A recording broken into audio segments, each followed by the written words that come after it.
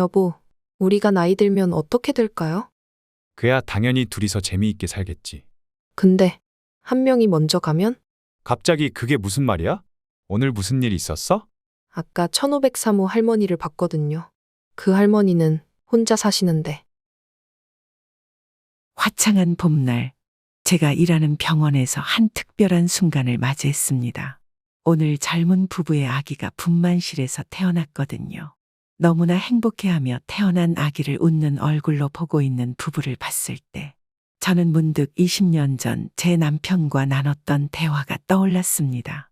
여보, 우리 정말 아이 없이 이대로 살아도 괜찮을까요? 식탁에 마주 앉아 와인을 한 잔씩 기울이며 남편과 나눴던 그 무거운 대화가 생생합니다. 당신이 원하는 대로 해요. 난 당신의 선택을 존중해. 남편은 늘 그랬듯 따뜻한 미소로 저를 바라봤어요. 전문의로서의 제 커리어가 한창 오르막길이었던 32살. 우리는 길고 긴 고민 끝에 아예 없는 삶을 선택했습니다. 그때 저는 말했죠. 우리 서로에게 최고의 동반자가 되어주자. 그렇게 시작된 우리의 딩크 생활.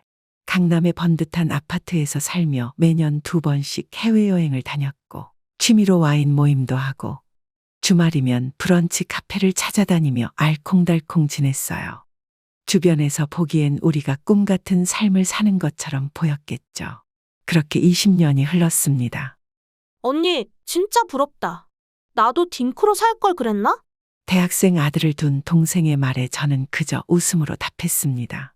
하지만 그 웃음 뒤에 가끔은 묘한 감정이 스치곤 했어요. 우리의 일상은 마치 잘 짜여진 로맨스 드라마 같았어요. 아침이면 남편은 제가 좋아하는 브런치 카페에 베이글을 사와서 깨워주곤 했죠. 여보, 오늘은 당신이 가장 좋아하는 블루베리 크림치즈예요. 남편의 다정한 목소리와 함께 은은한 커피 향이 퍼지면 그렇게 하루가 시작됐어요. 평일엔 각자의 일에 몰두하다가도 저녁이면 꼭 함께 시간을 보냈어요. 특히 금요일 저녁은 우리만의 와인 데이트였죠. 오늘은 어떤 와인으로 할까요? 소믈리에님? 이번에 산 나파밸리. 카베르네 소비뇽 어때요? 당신이 좋아하는 스테이크랑 딱이에요. 주말이면 둘이서 테니스를 치러 가거나 미술관 데이트를 즐겼어요. 한 달에 한 번은 꼭 새로운 미슐랭 레스토랑을 찾아가는 것도 우리의 루틴이었고요. 직장에서도 승승장구했어요. 아이 양육에 신경 쓸 필요가 없다 보니 온전히 커리어에 집중할 수 있었거든요. 얼마 전엔 제가 과장진급도 했답니다. 축하합니다, 우리 과장님. 이제 진짜 워킹우먼의 정점을 찍으셨네. 남편이 농담처럼 던진 말에 저도 웃으며 답했죠. 당신이 있어서 가능했어요. 내 뒤에서 이렇게 든든한 버팀목이 되어줘서. 친구들은 늘 우리를 부러워했어요. 아니, 너희 부부는 결혼 25년 차가 이렇게 달달할 수 있니? 애 없이 사니까 서로한테 더 신경 쓸 수 있는 거지. 난 빨리 애들 독립시키고 너처럼 살고 싶다. 그래요. 우리는 남들이 보기에 정말 완벽해 보이는 삶을 살고 있었어요. 매일 밤 와인 한 잔과 함께하는 수다는 꿀 같았고 주말마다 즉흥적으로 떠나는 여행은 설렘 그 자체였죠. 통장 잔고도 든든했고 서로에 대한 이해도 더 깊어져만 갔어요. 하지만 가끔, 아주 가끔 놀이터에서 들리는 아이들의 웃음소리에 걸음을 멈추게 될 때면 왠지 모를 공허함이 스치곤 했어요. 그래도 저는 그런 감정들을 금세 털어버렸답니다. 우리의 선택이 틀리지 않았다고 스스로를 다독이면서요. 그날은 평소와 다름없는 일요일 아침이었어요. 현관 앞에서 택배를 받으려는데 맞은편 1503호 할머니와 마주쳤습니다. 아이고, 의사 양반. 혹시 감기약 처방전 좀 써주실 수 있나요? 할머니, 그러시면 안 되죠. 내일 병원에 꼭 들르세요. 내가 혼자 사는데 나가기가 그래서. 며칠째 기침이 심해서 그래. 할머님의 쓸쓸한 뒷모습을 보며 엘리베이터를 탔는데 순간 머릿속에 번개가 친 것처럼 한 생각이 스쳐갔어요. 저 모습이 30년 뒤 나의 모습일까? 집에 돌아와 소파에 앉았는데 자꾸만 그 생각이 맴돌았어요. 옆에서 신문을 보던 남편이 제 표정이 심상치 않음을 눈치챘나 봅니다. 여보, 무슨 일 있어요? 여보, 우리가 나이 들면 어떻게 될까요? 그야 당연히 둘이서 재미있게 살겠지. 근데 한 명이 먼저 가면 짧은 침묵, 그리고 남편의 표정에서 처음으로 읽힌 불안감. 그 순간 저는 처음으로 우리 선택이 무섭게 느껴졌습니다. 갑자기 그게 무슨 말이야? 오늘 무슨 일 있었어? 아까 1503호 할머니를 봤거든요. 그 할머니는 혼자 사시는데 남편은 잠시 생각에 잠기더니 말했어요. 너무 걱정하지 마요. 우리는 서로가 있잖아요. 침묵이 무겁게 내려앉았어요. TV에선 어느 예능 프로그램에서 손주 자랑하는 연예인들의 웃음소리가 흘러나왔죠. 그때 카톡이 울렸어요.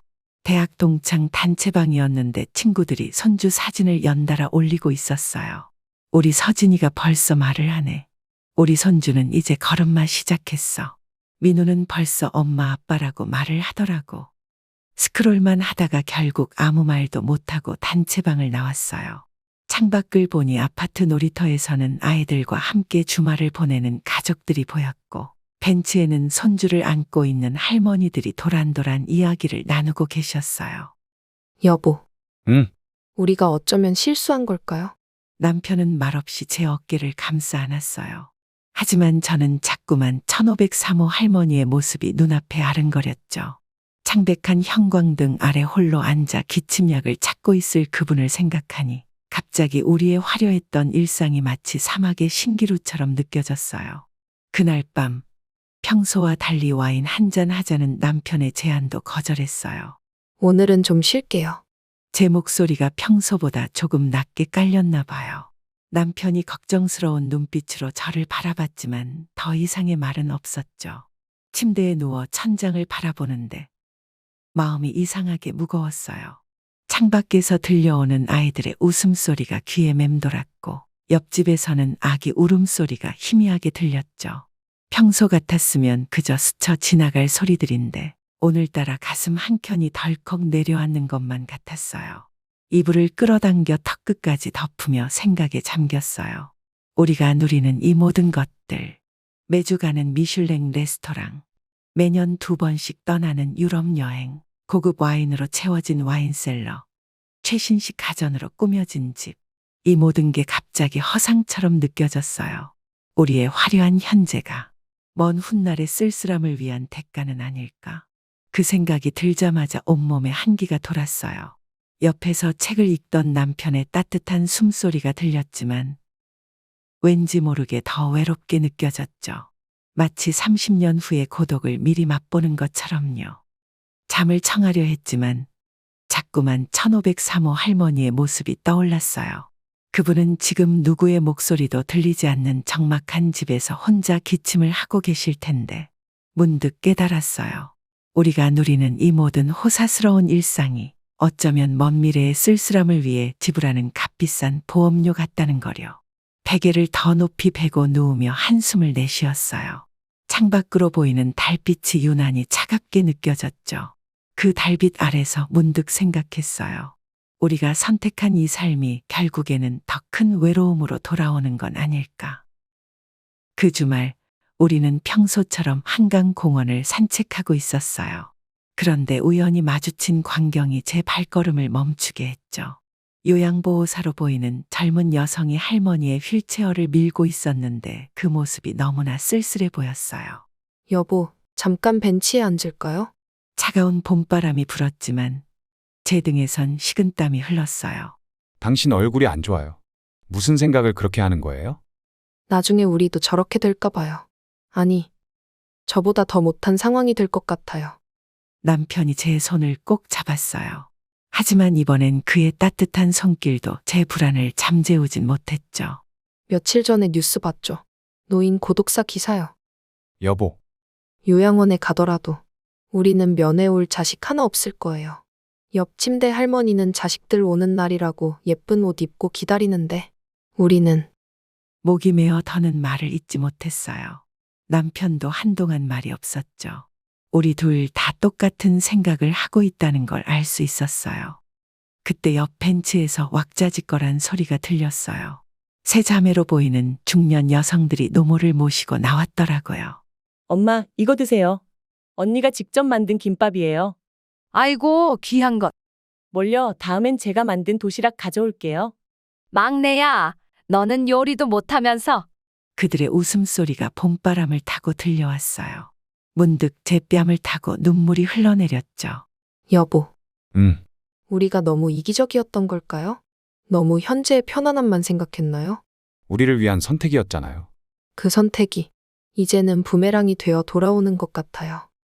집으로 돌아오는 길, 우리는 평소보다 더 꼭 손을 잡고 걸었어요. 마치 서로를 놓치면 영영 잃어버릴 것 같은 기분이 들어서였을까요? 현관문을 열자마자 전화가 왔어요. 병원 동료였죠. 선생님, 죄송한데 내일 중환자실 당직 좀 바꿔주실 수 있나요?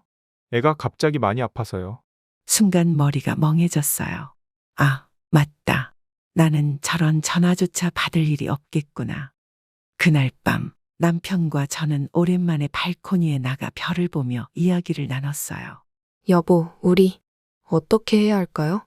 나도 잘 모르겠어요. 하지만 한 가지는 확실해요. 뭔데요? 우리가 서로를 꼭 붙잡고 있어야 한다는 거. 별빛 아래서 나눈 그 대화는 마치 운명의 강을 건너기 위한 서약 같았어요. 하지만 여전히 제 마음 한켠에는 지울 수 없는 불안감이 자리 잡고 있었죠. 요양원의 차가운 형광등 아래서 홀로 보내게 될 시간들을 생각하면 가슴이 먹먹해져 와요. 이렇게 제 마음을 털어놓고 나니 한결 마음이 가벼워지는 것 같아요.